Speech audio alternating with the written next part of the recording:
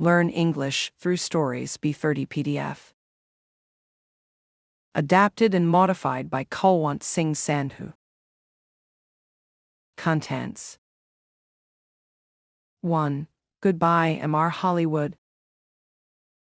Chapters 1 and 2. 2. Conjunctions 3 Picture Dictionary.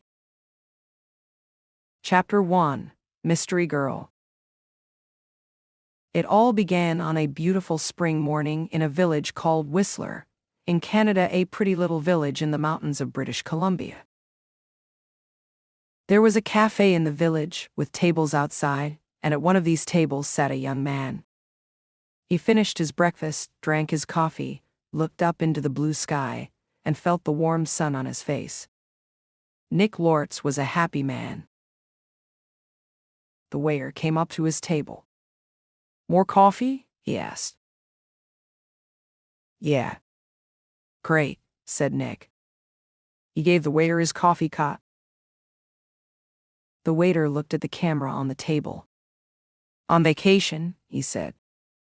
"Where are you from?" "San Francisco," Nick said. He laughed. "But I'm not on vacation, I'm working. I'm a travel writer, and I'm doing a book on mountains in North America. I've got some great pictures of your mountain." The two men looked up at Whistler Mountain behind the village. It looked very beautiful in the morning sun. "Do you travel a lot then?" asked the waiter. "All the time," Nick said. "I write books and I write for travel magazines. I write about everything. Different countries, towns, villages, rivers, mountains, people." The waiter looked over Nick's head. "There's a girl across the street," he said. "Do you know her?" Nick turned his head and looked. "No, I don't." "Well, she knows you, I think," the waiter said. "She's watching you very carefully." He gave Nick a smile. "Have a nice day." He went away, back into the cafe. Nick looked at the girl across the street. She was about 25, and she was very pretty. "She is watching me," Nick thought. Then the girl turned and looked in one of the shop windows. After a second or two, she looked back at Nick again. Nick watched her.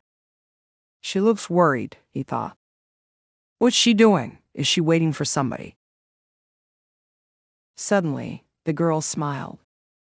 Then she walked across the street, came up to Nick's table, and sat down. She put her bag down on the table. The bag was half open. "Hi. I'm Jan," she said. "Do you remember me? We met at a party in Toronto." "Hi, Jan," said Nick. He smiled.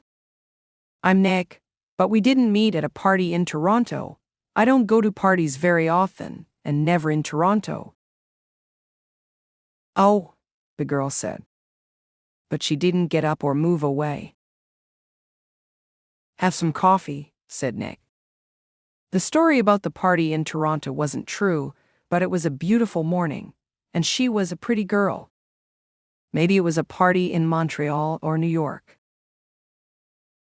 The girl laughed. "Okay, maybe it was, and yes, I'd love some coffee." The girl came up to Nick's table. When she had her coffee, Nick asked, "What are you doing in Whistler, or do you live here?" "Oh no," she said. I'm just traveling through. And what are you doing here?" "I'm a travel writer," Nick said, "and I'm writing a book about famous mountains." "That's interesting," she said. But her face was worried, not interested, and she looked across the road again. A man with very short, white hair walked across the road. He was about 60 years old, and he was tall and thin. The girl watched him. "Are you waiting for someone?" asked Nick. "No," she said quickly. Then she asked, "Where are you going next, Nick?" "To Vancouver," For 3 or 4 days, he said. When are you going? She asked. Later this morning, he said. There was a letter in the top of the girl's half-open bag. Nick could see some of the writing, and he read it because he saw the word Vancouver, and we can meet at the Empress Hotel, Victoria, Vancouver Island, on Friday afternoon. So she's going to Vancouver too, he thought. Suddenly the girl said, Do you like movies? Movies? Yes, I love movies, he said. Why? I know a man, and he loves movies and going to the cinema, she said slowly. People call him Mar Hollywood, she smiled at Nick. Can I call you Mar Hollywood too? Nick laughed. Okay, he said. And what can I call you? She smiled again. Call me Mystery Girl, she said. That's a good name for you, said Nick. Just then, the man with white hair came into the cafe. He did not look at Nick or the girl, but he sat at a table near them. He asked the waiter for some breakfast, then he began to read a magazine. The girl looked at the man, then quickly looked away again. Do you know him? Nick asked her. No, she said.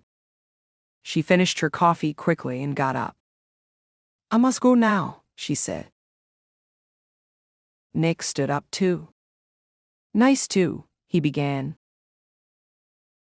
But the girl suddenly took his face between her hands and kissed him on the mouth.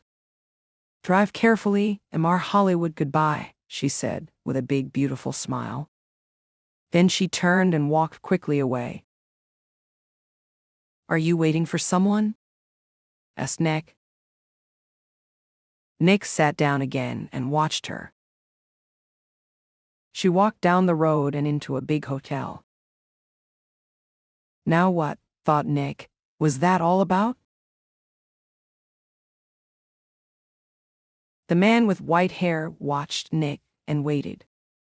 After 4 or 5 minutes, Nick finished his coffee, took his books and his camera, and left the cafe. His car was just outside the girl's hotel, and he walked slowly along the street to it. The man with white hair waited a second, then quickly followed Nick. From a window high up in the hotel, the girl looked down into the road. She saw Nick and the man with white hair about 50 yards behind him. Nick got into his car, and the man with white hair walked quickly to a red car across the street. 5 seconds later, Nick drove away in his blue car, and the red car began to follow him. Drive carefully, Mr. Hollywood. When the girl saw this, she smiled, then went to put some things in her travel bag. The man with white hair walked quickly to a red car across the street. Chapter 2. A Hand in the Back. That evening, in his hotel room in Vancouver, Nick could not stop thinking about the girl in the Whistler Cafe. Why did she come and sit with him? She didn't know him, and that story about a party in Toronto wasn't true. And she was worried about something. But what? And that kiss? It was nice, of course, but why did she do it? Maybe she liked my face, Nick thought. Or my brown eyes, but I'm not going to see her again, so it doesn't matter, forget it. He put some money in his pocket and went downstairs to the hotel restaurant. But there were no free tables, so he walked down to Gastown and found a restaurant there. After dinner, he went for a walk. Vancouver was a friendly city, and Nick liked walking through Gastown and Chinatown, looking in the shops and watching the people. It was nearly dark now, and it was a busy time of the evening. There were a lot of cars and a lot of people.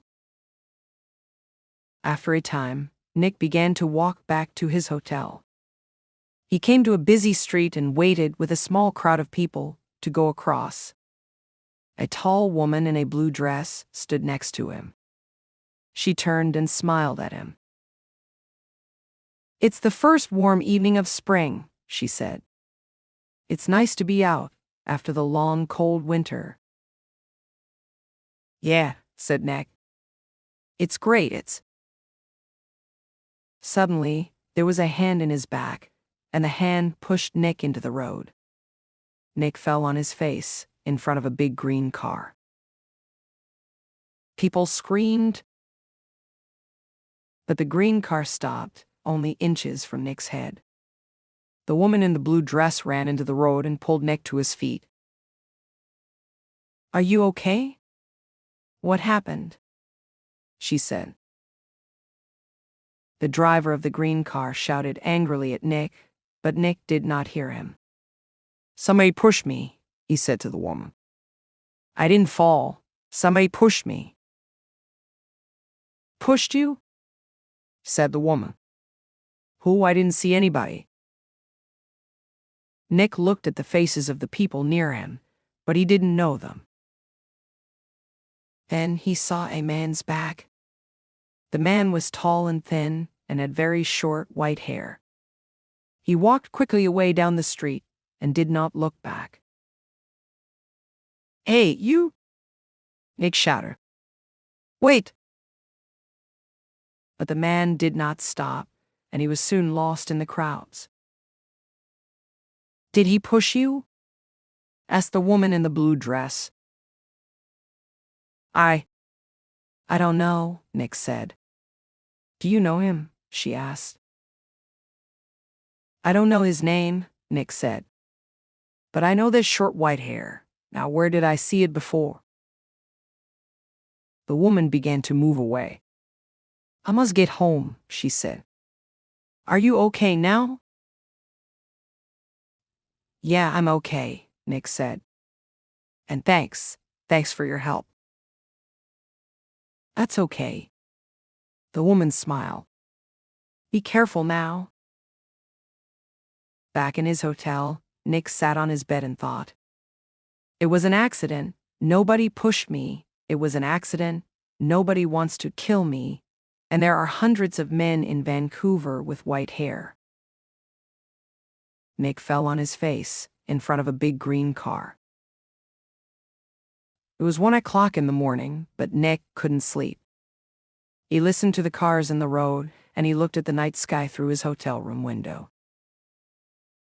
Then he sat at the table and tried to write some more of his book about mountains, but he couldn't think about his work. He got back into bed. There were 4 or 5 magazines in the hotel room. They were not very interesting, but Nick sat in bed and opened one and saw a photo of Mystery Girl. He looked at the picture very carefully. But yes, it was her. Jan, the girl from the Wissa Cafe. She was next to a man of about 50 or 55, and they were in the garden of a big, expensive house. They smiled at the camera, and they looked very happy. Canadian millionaire Howard Hudson and his daughter, Meg, it said under the picture, at their home in Toronto. Meg Hudson. Not January. Not Mystery Girl. Meg Hudson, the daughter of a millionaire. Nick read it again. Nick sat in bed and opened one and saw a photo of Mystery Girl. Why did she come and sit with me in the cafe at Whistler? He thought. Millionaires' daughters don't sit with strangers in cafes and then give them a big kiss when they leave. Why did she do it? What did she want? He thought back to the cafe in Whistler and the girl next to him at the table. Then he remembered something. He remembered a man at a table near them in the cafe. A tall, thin man, about 60 years old. A man with very short white hair. Nick didn't sleep much that night. 2. Conjunctions 3. Other words for but. There are other words for, but that also join 2 sentences. 1. Grandpa is old but very fit. Although Grandpa is old, he's very fit. Grandpa is very fit despite his old age.